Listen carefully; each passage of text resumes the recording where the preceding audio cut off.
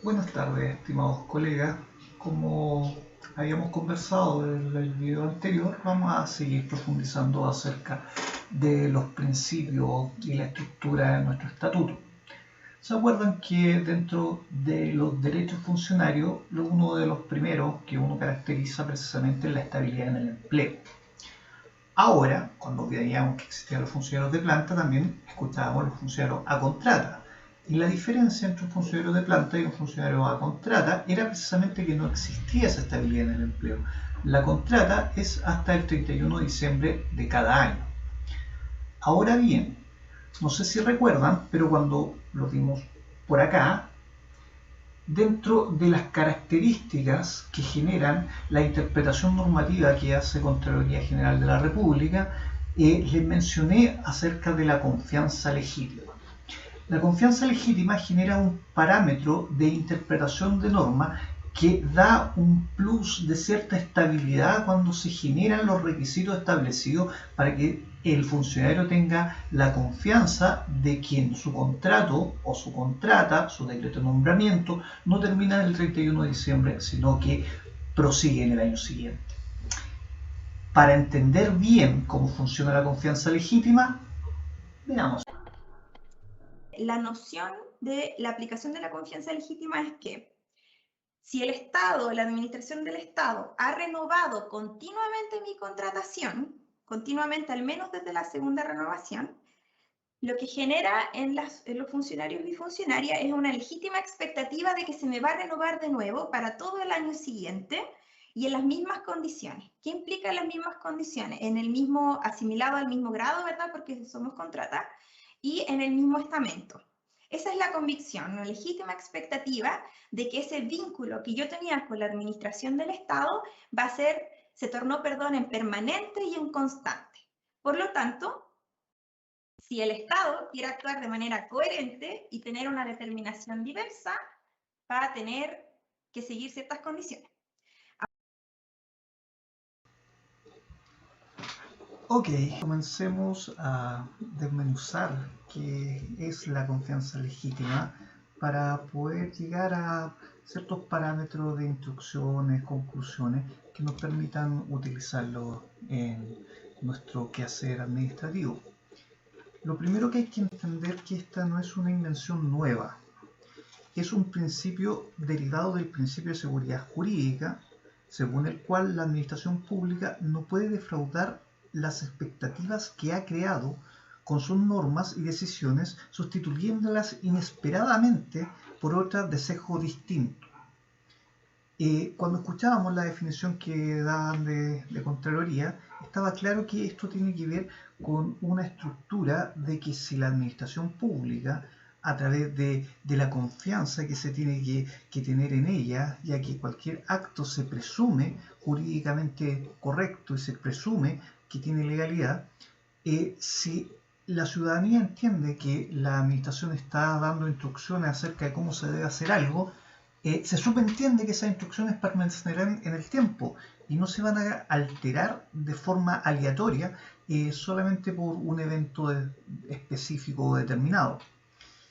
En ese sentido, esto no es nuevo. Ya en el año 90, las Cortes de España ya hablaban de este tipo de confianza que no puede ser defraudada por una decisión alocada que tomara la administración que significara un perjuicio para el ciudadano.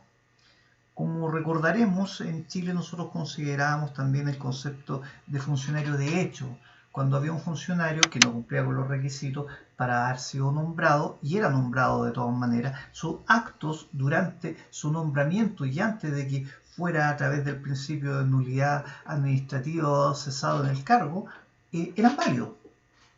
Y la ciudadanía podía ocuparlo y podía generar ciertas decisiones que son aplicables. Así de simple. Ahora bien, en nuestra legislación, esto comenzó en el año 2016 con el dictamen de Contraloría 22.766,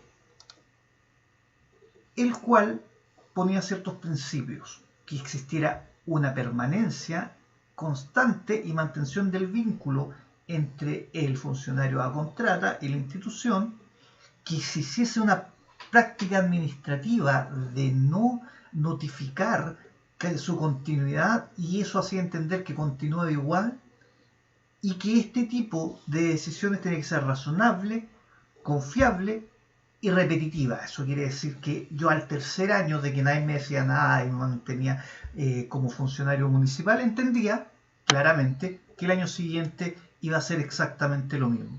Y en ese razonamiento se determinó que no resultaba procedente que la administración pueda cambiar su práctica, ya sea con efectos retroactivos o de forma sorpresiva, cuando una actuación continuada haya generado en la persona la convicción de que se trataría en lo sucesivo y bajo circunstancias similares, de igual manera que ha sido anteriormente.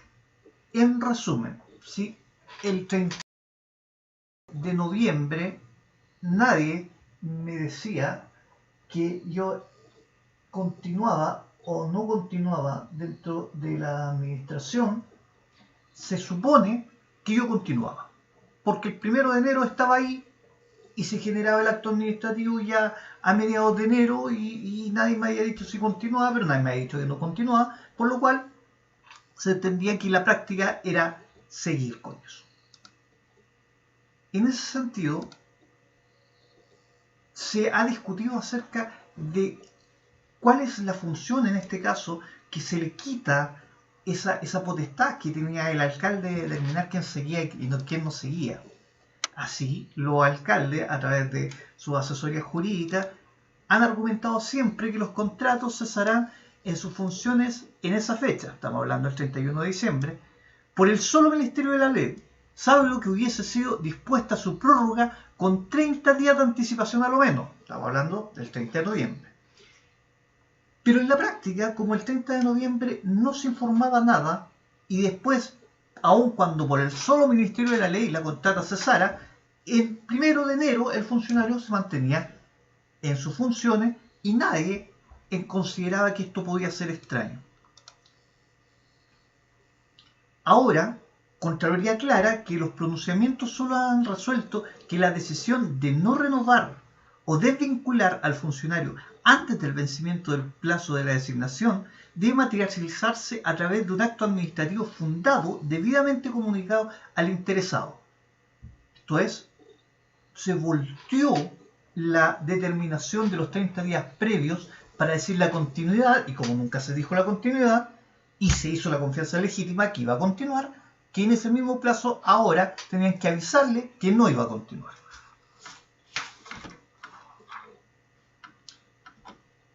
¿Cómo se genera la confianza legítima?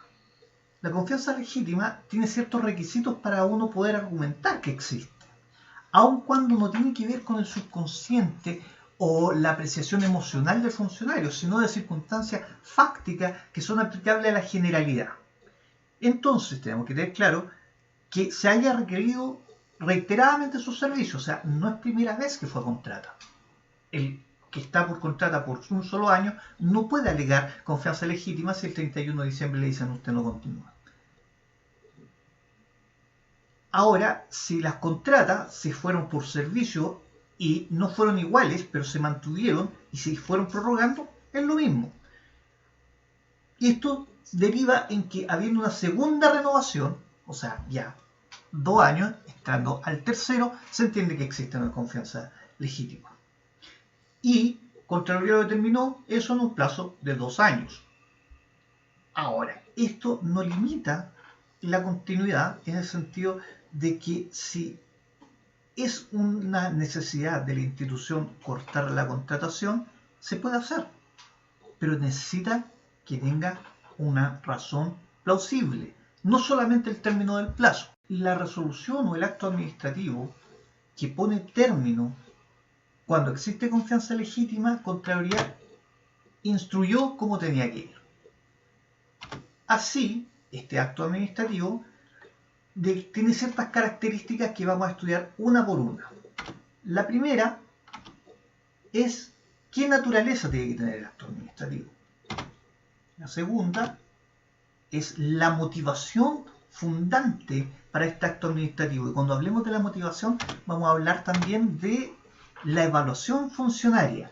¿Es motivo un funcionario mal evaluado para que esta sea la razón por la cual se dicta este acto administrativo?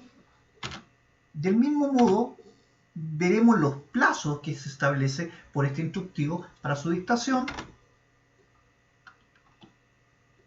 la forma en que se notifica este acto administrativo y, por último, la indicación de los recursos que son pertinentes con los cuales discutir si existe alguno de estos requisitos dentro de ese acto administrativo.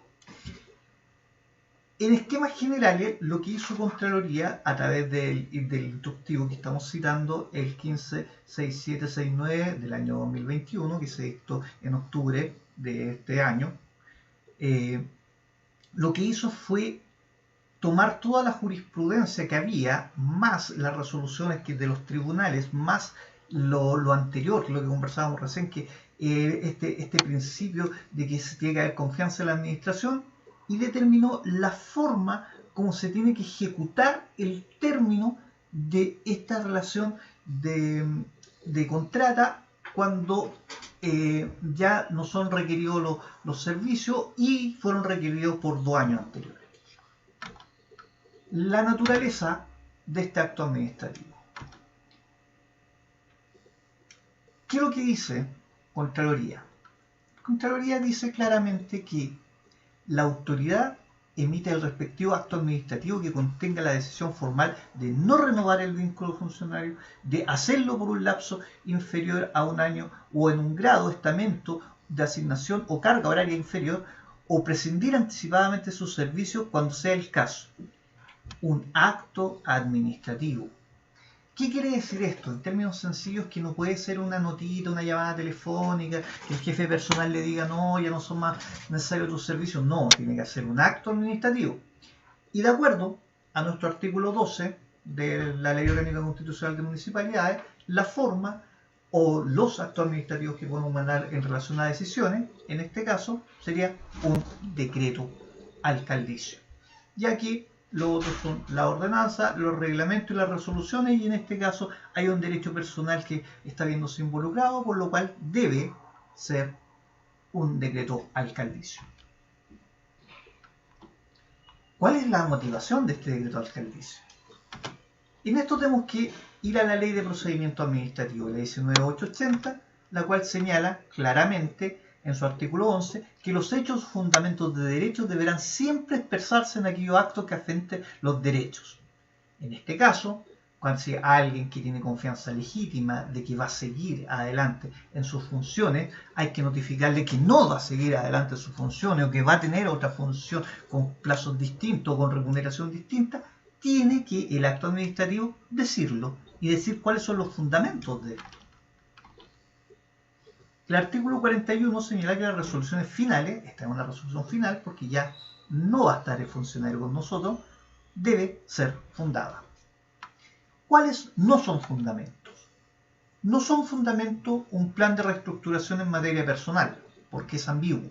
No son fundamentos la referencia de eficiencias presupuestarias, a no ser que se especifique claramente cuáles son las funciones que van a hacer que mejore ese tipo de eficiencia o cuál es la reducción real presupuestaria en esta materia.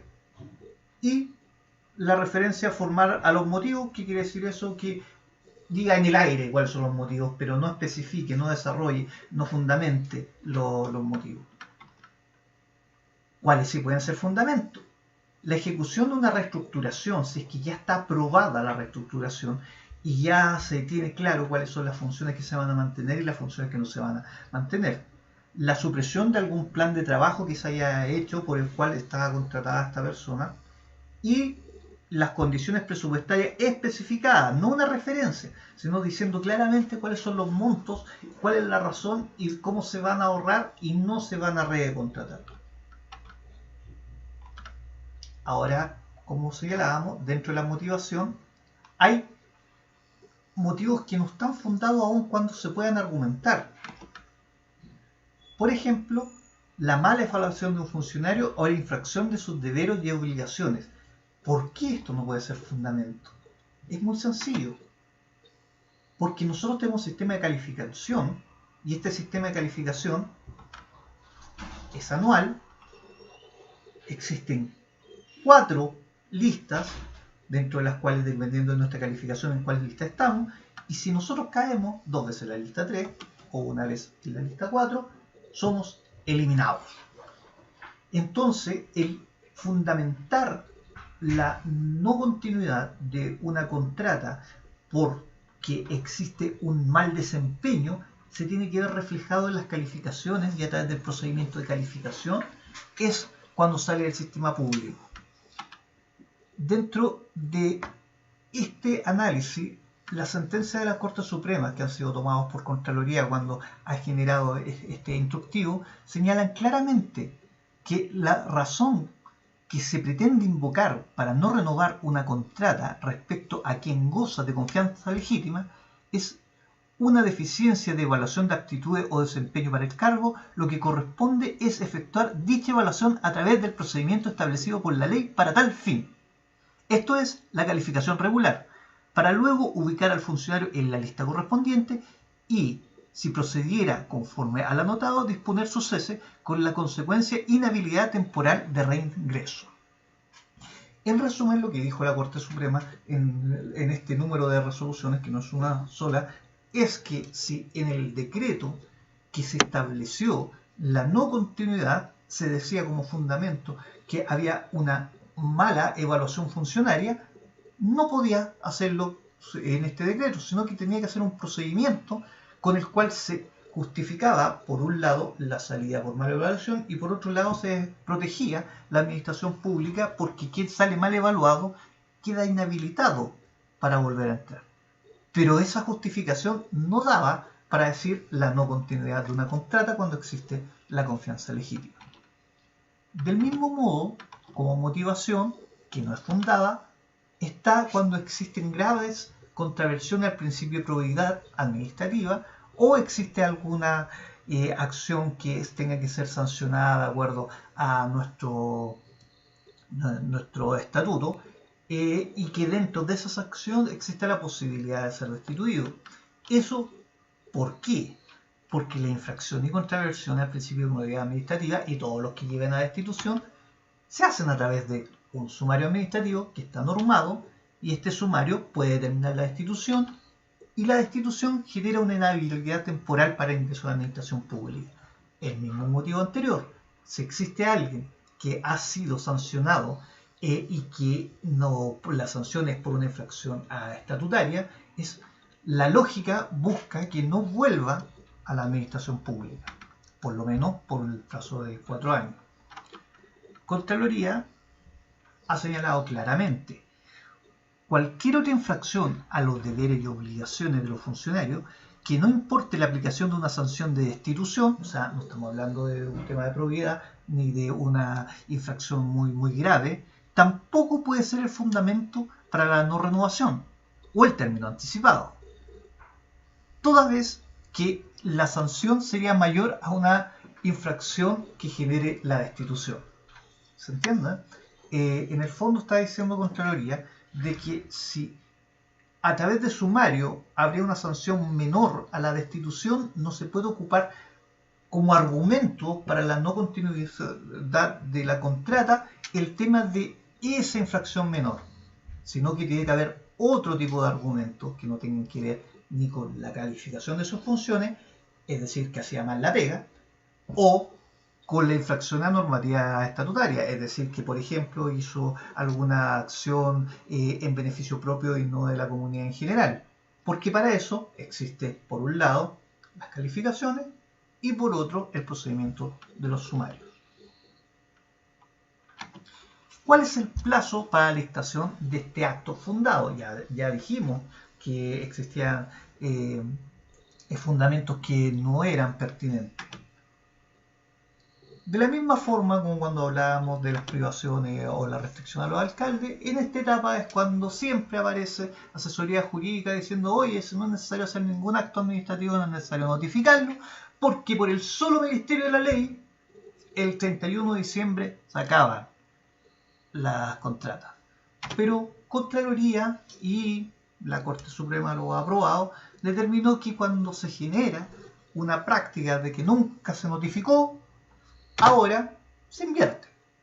Se tiene que dictar a más tardar el 30 de noviembre del respectivo año. Eso quiere decir que cuando antes tenían que notificar su continuidad 30 días antes y no se hacía, ahora se tiene que notificar su no continuidad 30 días antes, a través de un acto administrativo motivado y con los motivos determinados para esta materia y no los que se dijeron que no podían ser motivos suficientes.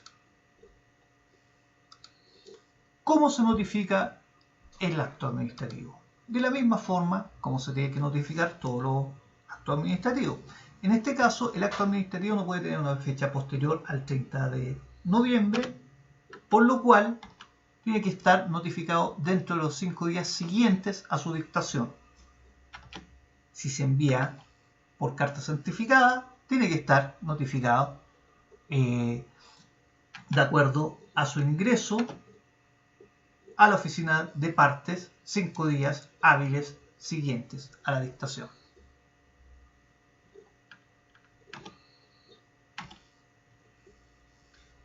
Régimen recursivo. ¿Qué quiere decir eso? Que el acto administrativo tiene que decir cómo se puede discutir este acto administrativo. Así las cosas, de acuerdo a la Ley de Procedimiento Administrativo, toda resolución es representable y esto se hace a través de los recursos establecidos dentro del estatuto o dentro de esta misma norma. En este caso, la reposición es aplicable a todo acto administrativo que genere o suprima derechos. Son reponibles, en este caso, ante el alcalde, porque no podríamos generar un recurso jerárquico porque no hay nadie sobre el alcalde, pero tiene que decir el acto administrativo que tiene 5 días para ser repuesto. Ahora bien, nuestro estatuto establece en el artículo 156 la posibilidad de recurrir a Contraloría. ¿Cuál es el plazo? El plazo es de 10 días. ¿Desde cuándo se contan esos 10 días? Desde que se tuvo conocimiento de la situación, resolución o actuación que dio lugar al vicio que se reclama. Eso dice la ley, eso quiere decir que apenas me notifican la resolución, yo tengo 10 días para recurrir a Contraloría o tengo 5 días para reponer. Si repongo, Contraloría determina que esos 10 días se cuentan desde que la resolución de la reposición. O sea, cuando me dijeron que la reposición no me la aceptaban, tengo 10 días para ir a Contraloría. Y eso es aplicable también al silencio administrativo. ¿Qué quiere decir eso? Que casi la reposición que yo presenté no es resuelta y pasa el plazo legal para resolver, que en el caso de la reposición son 30 días, se entiende que fue rechazada, por lo cual empiezan a correr los 10 días para poder presentar el recurso ante Contraloría. ¿Cuáles son las consecuencias de no obedecer este instructivo? La misma Contraloría lo señala, que corresponde entender, si se acogía a la presentación, que la contratación del servidor debe ser prorrogada en igual término al existente el 31 de diciembre de la anualidad respectiva y por todo el año siguiente. ¿Qué quiere decir? Que si el acto administrativo que trata de notificar la no continuidad no cumple con los requisitos determinados por Contraloría, la realidad es que este acto administrativo va a generar una situación de recontratación por todo el año siguiente en los mismos términos remuneratorios. Y si se demora 6 meses en que se dicte, se tendrán que pagar sus 6 meses. Bueno, espero que haya quedado claro cómo es la nueva aplicación del principio de confianza legítima y si existen dudas que se generan en los comentarios.